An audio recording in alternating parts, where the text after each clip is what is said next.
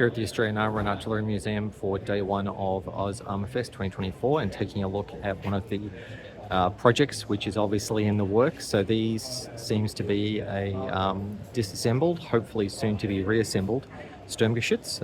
It's actually a StuG III Ausf.B, so the Model B of the Sturmgeschütz, and it looks like from what's hanging out around near this hull here, all the bits are there to do the assembly. So we can have a look inside, and there's a few of the torsion bars, a couple installed, a few just hanging out there. So that's the torsion bar off the Panzer III suspension that was borrowed by the StuG III. Interestingly, like the Panzer III, because they're torsion bars, the road wheels on each side of the vehicle can't be aligned with each other. The torsion bars run all the way across. So I think it's the wheels that are on the left side of the vehicle are slightly further back than the road wheels that are on the front. Here's the casemate, which is installed on the Panzer III chassis. So this is the driver area.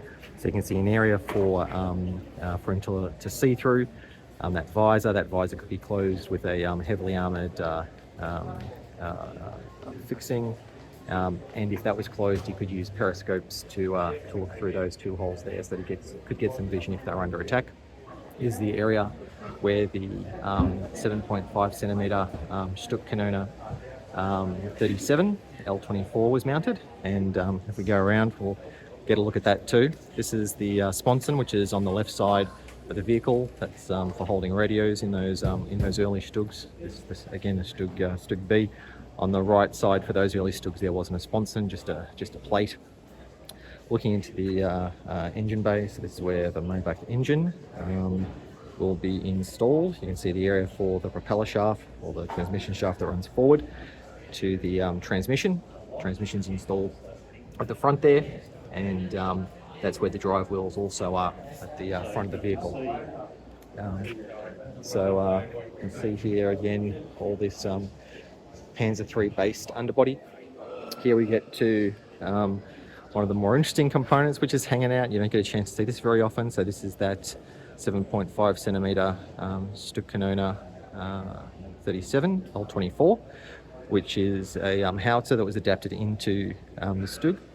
So the StuG, of course, was used and employed for infantry support in infantry divisions. So in World War I, the German experience of fast-moving infantry towards the end of the war was that they would quickly outrun any of the field guns that were trying to support them.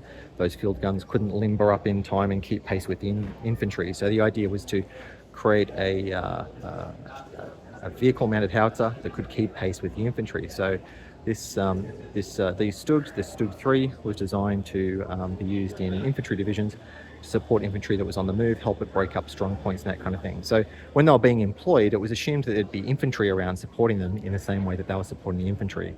So those early StuGs didn't have any machine guns mounted for self-defense. It was assumed that the infantry that was just sort of hanging out with the StuG while it did its job with this howitzer to break up enemy hardpoints and troop concentrations, that the infantry would support the StuG if it was attacked. Here's the rear deck. So it hasn't got the hatches on there, or the covers rather, but just waiting for those to be installed.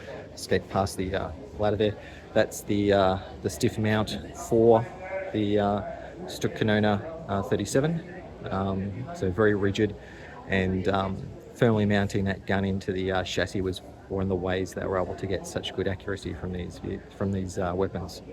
There's the double road wheels, 6 per side in a StuG III, same as a Panzer III. So you've got 2 road wheels per axle, or per swing arm, and they're welded together, so they're not movable relative to each other. Over here you've got some of the swing arms. So one end of the swing arm mounts onto the torsion bars that are protruding there from the chassis, and the other end mounts onto the wheel. So the wheel is on the swing arm, and that offset between the axis of the torsion bar and the axis of the wheel produces a moment that torques up the torsion bar and provides the suspension.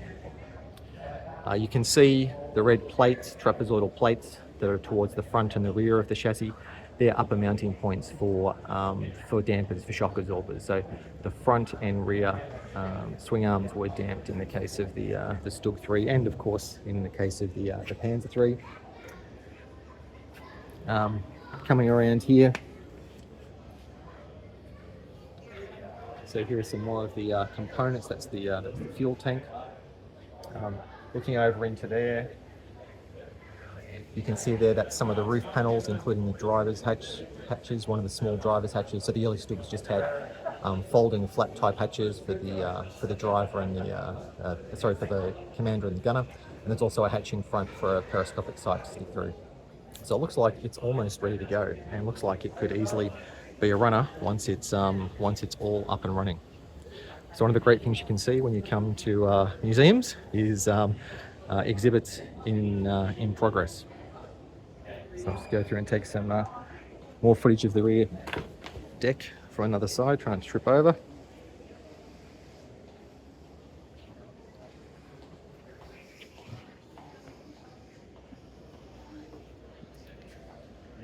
Another great shot of that StuG 37.